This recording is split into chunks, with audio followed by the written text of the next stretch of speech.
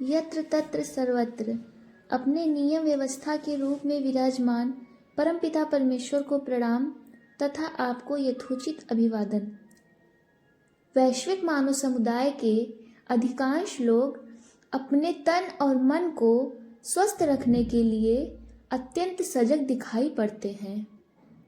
तन मन को स्वस्थ सुंदर बनाए रखने के लिए व्यायाम का महत्व हम सभी लोग एक मत से स्वीकार करते हैं और व्यायाम के लिए जिसको जो भी साधन सरलता के साथ उपलब्ध होता है उसी साधन का उपयोग करके वे स्वयं के शारीरिक मानसिक स्वास्थ्य को अक्षुण्ण बनाए रखने में संलग्न हो जाते हैं। किंतु तन मन को चुस्त दुरुस्त रखने वाले आवश्यक विभिन्न प्रकार के आसन, प्राणायाम, ध्यान, सरल और कठिन शारीरिक मानसिक श्रम रूप भिन्न भिन्न प्रकार के व्यायाम करने के पश्चात भी वैश्विक मानव समुदाय को अपेक्षित शारीरिक मानसिक स्वास्थ्य लाभ उपलब्ध नहीं हो पा रहा है।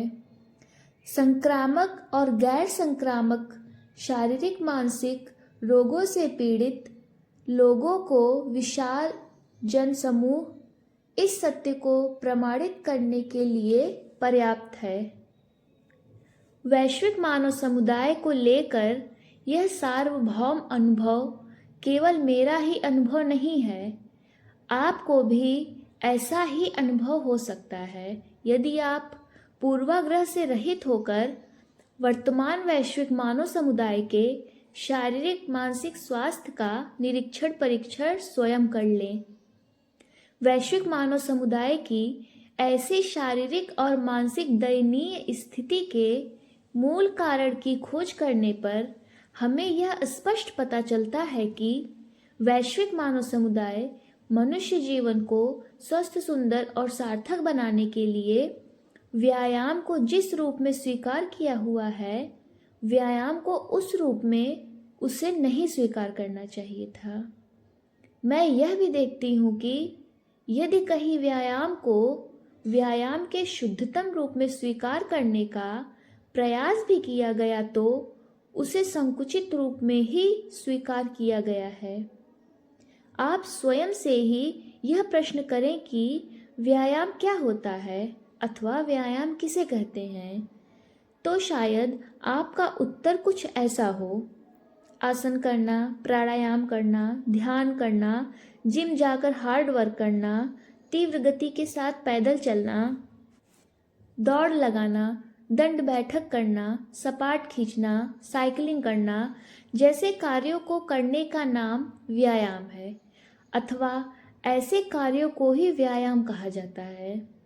यदि आपका उत्तर कुछ ऐसा या इससे मिलता जुलता है तो मैं आपसे यही कहूँगी कि व्यायाम के संदर्भ में ऐसी कोई मान्यता बनाने से पूर्व आपको अति सावधान होने की आवश्यकता है, क्योंकि इन सब कृत्यों को करके या इनसे मिलते जुलते और कृत्यों को करके आप व्यायाम के नाम पर कुछ और ही कृत्य कर रहे होते हैं। मेरा ऐसा मानना है कि छोटा कर्म हो या कोई बड़ा कर्म, उसको करने से पूर्व उस कर्म को बताने वाले संज्ञा रूप शब्द को भली भांति समझ लेना चाहिए। भाषा शास्त्रियों के अनुसार व्यायाम शब्द आयाम शब्द में वी नामक उपसर्ग जोड़ने से बना है, अर्थात मैं यह भी कह सकती हूँ कि व्यायाम शब्द वी उपसर्ग और आयाम शब्द की संयुक्तता का फल है, जिसका अर्थ है विशेष रूप से विस्तार देना, बढ़ा देना, बड़ा कर देना, फैला देना आदि। क्योंकि मैं आपसे मनुष्य जीवन को स्वस्थ, सुंदर और सार्थक बनाने के लिए आवश्यक 5 दिव्य मूल तत्वों में से चौथा दिव्य मूल तत्व व्यायाम की बात कर रही हूँ। इसलिए व्यायाम के संदर्भ को स्पष्ट करने के लिए हमें परमपिता परमेश्वर की सहमति लेना आवश्यक हो जाता है। चतुर्वेद मनुष्यों को व्यायाम करने के लिए सीधा सीधा कोई आदेश नहीं देता है, परंतु ऋग्वेद प्रथम मंडल सूक्त 92 के 14वें मंत्र में परमपिता परमेश्वर ने कुछ ऐसा कहा है जिसका निहितार्थ व्यायाम शब्द का सत्यार्थ प्रकट करता है। परमपिता परमेश्वर कहते हैं, ऊषो अद्देह गोमत्य श्वावती विभावरी रेव दसमे व्युच सुनृतावती। अर्थात हे मनुष्यों, तुम्हें प्रतिदिन सूर्योदय से लेकर सूर्यास्त तक आलस्य रहित और सर्वोत्तम प्रयत्न के साथ पुरुषार्थ चतुष्टय की सिद्धि करना चाहिए, क्योंकि व्यायाम मनुष्य को स्वस्थ, सुंदर और सार्थक बनाने में आवश्यक अनिवार्य चौथा दिव्य मूल तत्व है। तो ऐसे में हमें व्यायाम शब्द का अर्थ परमपिता परमेश्वर के आदेशानुसार ही बनाना होगा। परमपिता परमेश्वर के वचनादेश का निहितार्थ के आधार पर हम यह कह सकते हैं कि ऐसे वैसे चाहे जैसे अपने शरीर और मन को अतिरिक्त रूप से सक्रिय कर देने मात्र से व्यायाम का उद्देश्य पूरा नहीं हो पाता है। मनुष्यों द्वारा किए जा रहे व्यायाम का उद्देश्य तब पूरा होता है जब मनुष्य धर्म, अर्थ, काम, मोक्ष को लक्षित करके प्रतिदिन केवल सूर्योदय से लेकर सूर्यास्त तक, वह भी आलस्य मुक्त होकर सर्वोत्तम प्रयत्न के साथ अपने शरीर, मन, बुद्धि को अतिरिक्त रूप से सक्रिय करता है। तो मनुष्यों द्वारा की गई ऐसी ही विशेष क्रिया प्रक्रिया को व्यायाम कहना सर्वोचित होगा।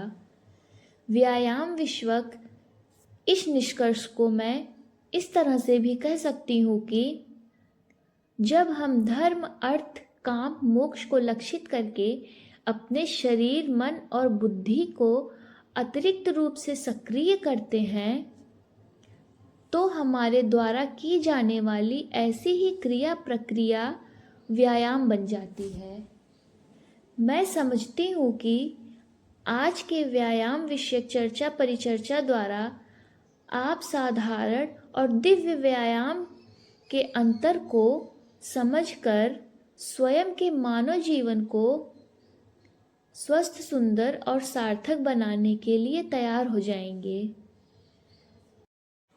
स्वस्थ, सुंदर और सार्थक जीवन चर्चा परिचर्चा क्रम में आज बस इतना ही। शेष आगामी वीडियो में। ओम शांति शांति शांति।